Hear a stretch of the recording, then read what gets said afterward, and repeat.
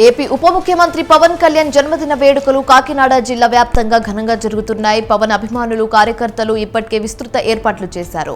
కూటమి ప్రభుత్వం ఎమ్మెల్యేలు, ఎంపీలు ముఖ్య అతిథులుగా అనేక కార్యక్రమాలు నిర్వహించారు. పిఠాపురంలో రక్తదానం, ఉచిత మెడికల్ క్యాంప్, అలాగే మొక్కలు నాటే కార్యక్రమాలు చేపట్టారు.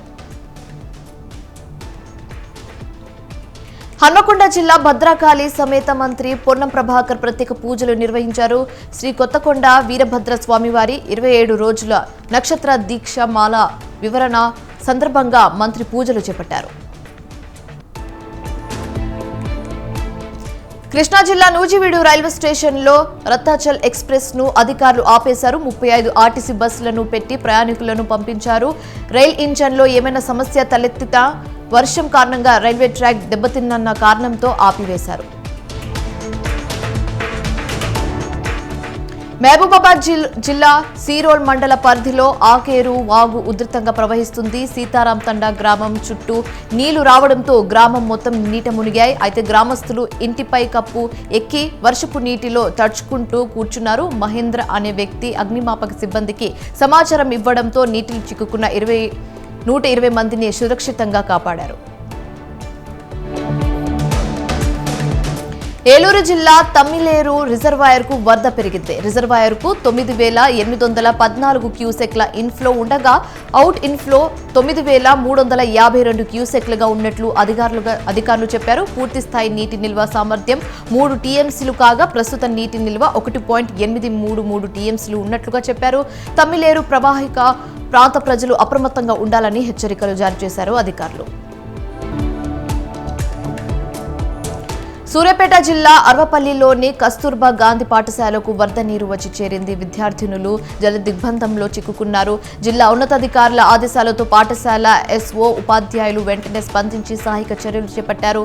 దగ్గరలో ఉన్న శ్రీరామ ఫంక్షన్ హాల్ కు తరలించారు. దీంతో విద్యార్థినుల తల్లిదండ్రులు పెద్ద ఎత్తున ఫంక్షన్ హాల్ కు చేరుకుని వాళ్ళ ఇళ్లకు తీసుకెళ్లారు.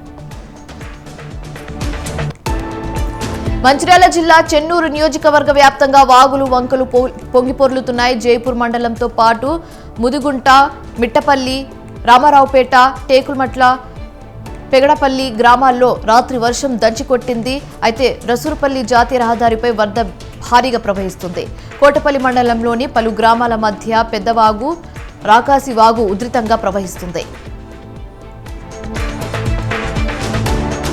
అల్లూరు జిల్లా చిత్తూరు డివిజన్ అతలకుతలమైంది. భారీ వర్షాలతో విలీన మండలాల ప్రజలు భయం గుప్పెట్లో జీవిస్తున్నారు. జాతీయ రహదారి 326పై వరద చేరడంతో ఆంధ్ర, ఒడిశా రాష్ట్రాలకు రాకపోకలు నిలిచిపోయాయి. అయితే సోకిలేరు, చంద్రవంక, పుయ్యూరు వాగులు ఉప్పొంగి పొర్లడంతో చిత్తూరు, విఆర్ పురం మండలాలకు రవాణా నిలిచిపోయాయి.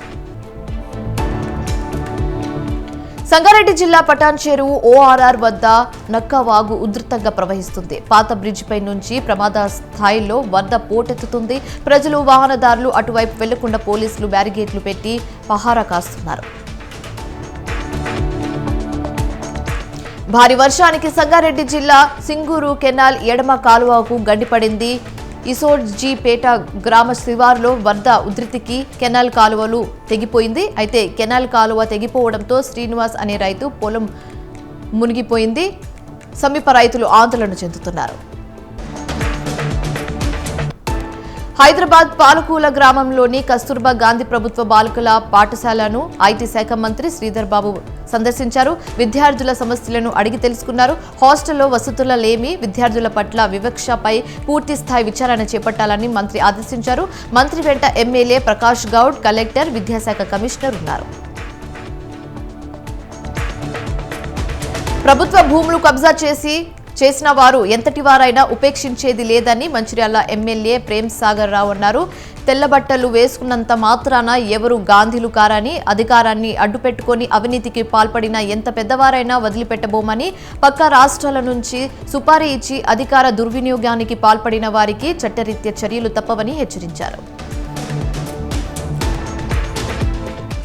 పల్నాడు జిల్లా నడికూడి రైల్వే జంక్షన్లో గురజాల ఎమ్మెల్యే ఎరపతినేని శ్రీనివాస్ తనయుడు నిఖిల్ మానవత్వం చాటారు. ప్రయాణికులకు పండ్లు, పలహారంతో పాటు ఆహారం, అలాగే మంచినీరు పంపిణీ చేశారు. అకాల వర్షాల కారణంగా రైలు రాకపోకలకు అంతరాయం ఏర్పడింది. దీంతో కొన్ని రైళ్లను పల్నాడు జిల్లా గురజాల నియోజకవర్గం నడికుండి జంక్షన్ వైపు దారి మళ్లించారు. అయితే ప్రయాణికులు ఇబ్బంది పడకుండా ఆహార ఫలాలు అందించాలని ఎమ్మెల్యే పార్టీ శ్రేణులకు పిలుపునిచ్చారు. AP deputy CM Pawan Kalyan పుట్టినరోజు వేడుకలు కాకినాడ జిల్లాలో ఘనంగా ప్రారంభమయ్యాయి. జిల్లాలోని 7 నియోజకవర్గాల్లోని అభిమానులు, కార్యకర్తలు కోలాహలంగా నిర్వహించారు. అన్ని నియోజకవర్గాల ఎమ్మెల్యేలు, ఎంపీలు వేడుకల్లో పాల్గొన్నారు. లక్షలాది మొక్కలు నాటి పవన్ పై తమ అభిమానాన్ని చాటుకున్నారు. సిద్దిపేట జిల్లా అక్బర్పేట భూంపల్లి మండల కేంద్రంలో మాజీ సీఎం స్వర్గీయ రాజశేఖర్ రెడ్డి వర్ధంతి వేడుకలు ఘనంగా జరిగాయి. కాంగ్రెస్ నాయకులు చిత్రపటానికి పూలమాలలు వేసి నివాళులు అర్పించారు. పేద ప్రజల సంక్షేమం కోసం, వారి అభివృద్ధి కోసం రాజశేఖర్ రెడ్డి అనేక సంక్షేమ పథకాలను ప్రవేశపెట్టారని కొనియాడారు. కష్టకాలంలో ఎన్టీఆర్ జిల్లాకు ఏలూరు జిల్లా నుంచి ఆపన్న హస్తం అందింది. విజయవాడ వరద బాధితులకు ఏలూరు నుంచి అధికార ఆహార పంపిణీ చేపట్టారు. అయితే ఈ నేపథ్యంలోనే జిల్లా కలెక్టర్ వెట్రిసెల్వి ఆదేశాలతో అధికారులు గోకుల్ కళ్యాణ్ మండపం పరిశీలించారు. 50,000 ఫుడ్ ప్యాకెట్లు, 1,00,000 బిస్కెట్ ప్యాకెట్లు, అలాగే 1,00,000 పాల్ ప్యాకెట్లు, 2 లక్షల వాటర్ ప్యాకెట్లు సిద్ధం చేసినట్లు చెప్పారు. అదేవిధంగా 30,000 బ్రెడ్ ప్యాకెట్లు, 50,000 కొవ్వొత్తులు, అగ్గిపెట్టెలు రెడీ చేశామని వివరించారు.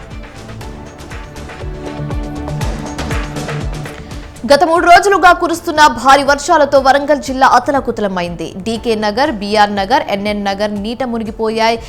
కరీమాబాద్ గవర్నమెంట్ హై స్కూల్లో కాలనీవాసులు పునరావాసం పొందారు. విషయం తెలుసుకున్న greater Warangal municipal corporation commissioner వారిని సందర్శించారు. అనంతరం వారి యోగా క్షేమాలు అడిగి తెలుసుకున్నారు.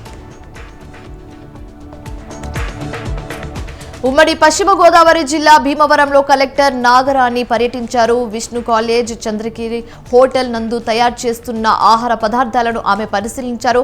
అనంతరం సంబంధిత అధికారులకు తగు ఆదేశాలు కూడా జారీ చేశారు. ఆహార పదార్థాలను విజయవాడలోని సింగ్ నగర్ తదితర ప్రాంతాలకు తరలించనున్నట్లుగా చెప్పారు. మెడ్చల్ జిల్లా జవహర్ నగర్ పరిధిలో దొంగలు రెచ్చిపోయారు. ఆంజనేయులు అనే వ్యక్తి అరుణ్దోయ్ నగర్ కాలనీలో నివాసం ఉంటున్నారు. అయితే సైనిక్ పురిలో మరో ఇల్లు ఉండడంతో నిన్న రాత్రి వెళ్లి ఉదయం వచ్చేసరికి ఇంటిని గుల్ల చేసి దొంగలు వెళ్లిపోయారు. 4.5 తులాల బంగారం, 50,000 నగదు, సీసీ కెమెరా, హార్డ్ డిస్క్ తీసుకెళ్లిపోయారు. యజమాని ఫిర్యాదుతో కేసు నమోదు చేసిన పోలీసులు దర్యాప్తు ముమ్మరం చేశారు.